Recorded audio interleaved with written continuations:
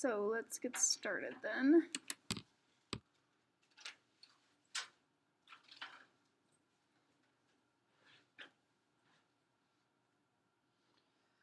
Okay, before we get too far in, I did want to just make a few announcements. So one is that the exam is on Friday at noon in this room for you guys. I did receive proctoring forms from all of the remote students, so we're all set there. Keep in mind that on the exam you can use one crib sheet, front and back, and 8.5 by 11, and there's no rules on what can be on that sheet. You can put whatever you would like on it, and that's all that you'll have to use on the exam. So syntax is not going to be provided, and everything needs to be written in MATLAB syntax. So if you wouldn't be able to remember something, then that's what you should write on the crib sheet. I would recommend writing it by topics. That seems to be like a good way to break everything down. Let's see. And then there's no calculators or anything allowed on the exam. No phones, no watches or anything. So you won't need to be calculating anything, basically. And then the practice exam is posted so that you can see the style of the questions being asked. They're all from all the questions on the practice test are from previous exams. And then I will post the solution to the practice test tomorrow. But just so you know that just going over and looking at the solutions to the practice test won't really help you study at all. So I would recommend that you go through and solve the practice test on your own under the same conditions that you would be in on the exam. That's the best way to prepare. And then as far as just preparing the crib sheet, if you go to the sheet on D2L that's called Summary of Topics, I would just go through and make sure that you have everything from there in your crib sheet, as well as some of it actually gives you the syntax, like some of it listed just literally says it. Some of it just has a general like summary of what you would need, and so you need to go and then make sure you have it all. But the way that the exam is structured is there's a short answer section, a read code section, a debug code section, and a write code section. So to get ideas of what each of those are, you can look at the practice test. Do you guys have any questions about that? Okay, and then let's see. So, and then I also wanted to talk a little bit about Codee coursework. So Codee coursework needs to be completed by the due date on Codee coursework, and so I'm still getting a variety of people approaching this differently, but I'm not going to always extend it just because it's going to put everyone behind course. So I just noticed that a lot of students haven't even started the second Codee coursework. So I think all of the it was even some of you guys. So so I just is there any feedback on how that's going from you guys?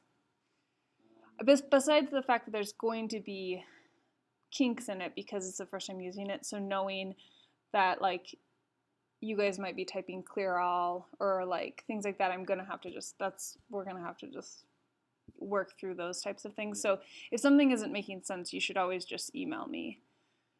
But otherwise. Well, I got all the points on the logical one, and I didn't even get the last plot. So that's how a lot of them are going to be.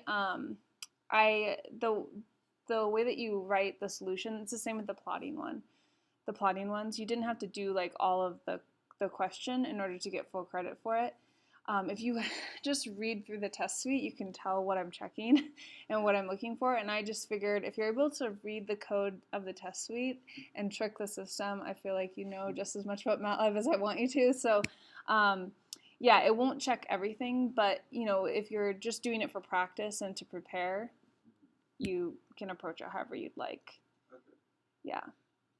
Yeah, on that one I can't check In order for me to check a plot, I have to have you do that h equals thing, Oh yeah.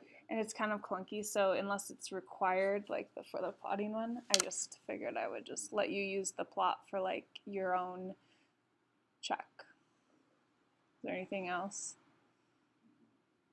I'd just say like it's kind of annoying how like there's a couple different ways you can go about doing it, Mm-hmm. and it always takes me a little bit. Like I'll have the right answer, but then just to like format it to fit the way that like you're checking for it. So what so far has been like that? Because so far I've just been checking the final answer, except for the plots. The first one, the 1D plot, I had the plot completely correct. Like it looked exactly the same. So but I was getting like 0 out of. Yours wasn't working because you typed clear all, close all. Oh, okay. And so I had to Yeah. fix the test I suite. didn't notice that someone went in there. Yeah, so I thought I had fixed that, but yeah, it's just something about how you program the test suite. So just don't put close off here. No, it's fine. I reprogrammed the test Okay. suite. I was first running my solution and then yours, so you were clearing my solution. It actually just runs exactly like MATLAB. I thought I had switched them because I did test clear all, close all, but for some reason it wasn't. So that's why that one wasn't working. That's what I'm saying. There's going to be those glitches just because I'm still figuring out what you guys would. I know how I would solve it, but I can't think of all the ways that. Are you gonna use it in fall semester? I'm trying to decide that right now.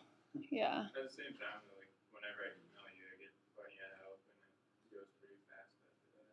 Yeah. But I think that's what people have to do is if something's not working, you have to email me because otherwise you're going to waste your time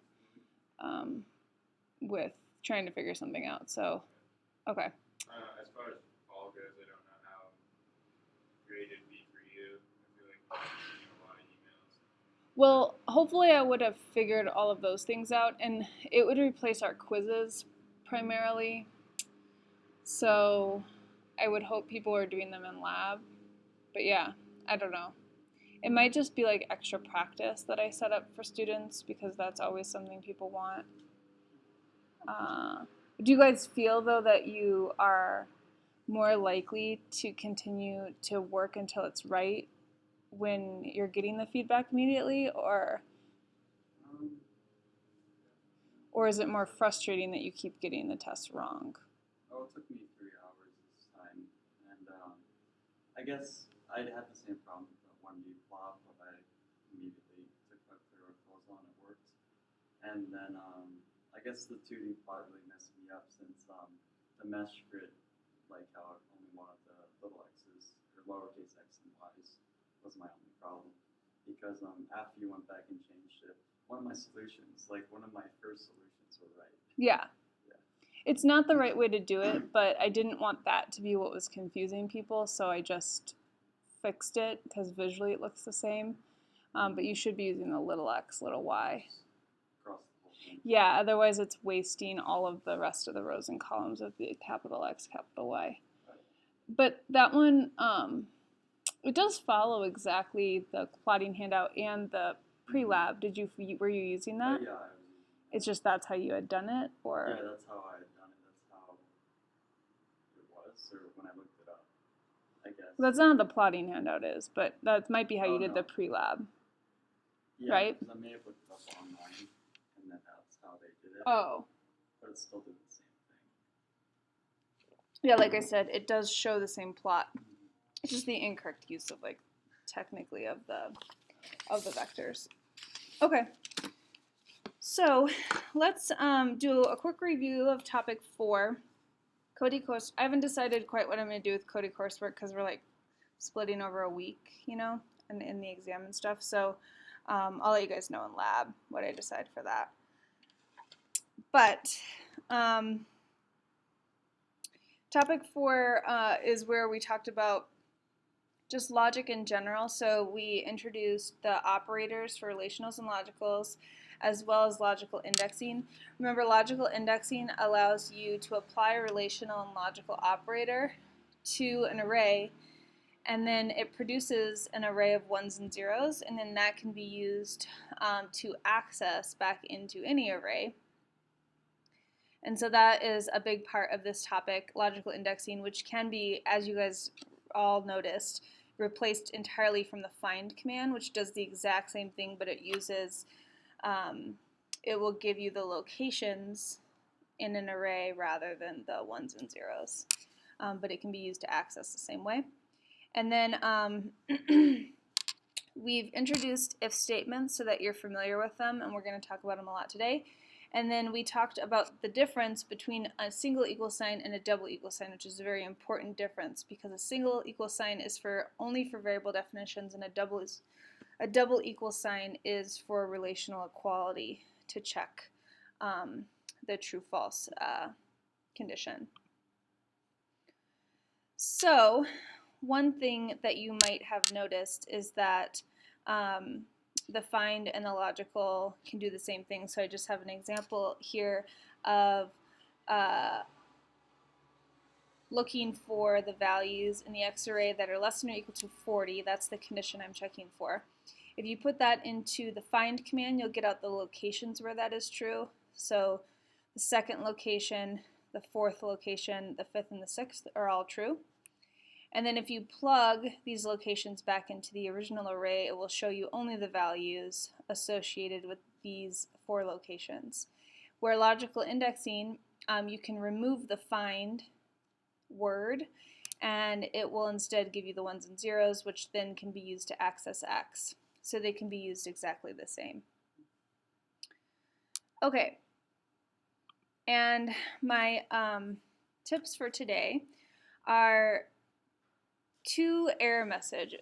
1 and 2 have 2 error messages that appear to be exactly the same error message, but the problem is very different in the 2 error messages. So in number 1, you have 2 arrays that have 3 elements in them, and then you're doing A times B. So it's saying inner matrix dimensions must agree because, remember, the multiplication sign is reserved for matrix multiplication. So it's trying to do the rows times the columns, and so it's not able to do that because the inner dimensions of the 2 matrices don't agree, which is required for matrix multiplication. If you put a transpose on the B, then this would work, right? On the other hand, here I have 2 arrays that have, one has 3 elements, one has 4 elements. When I dot multiply them together, I also get an error message that's very similar, matrix dimensions must agree, but in this case it's because you have arrays of 2 different lengths, and so it doesn't have anything to multiply the last element of B by in A. And then the third thing is, again, make sure you're typing clear all and close all at the top of all of your M files to ensure that you're running from a clear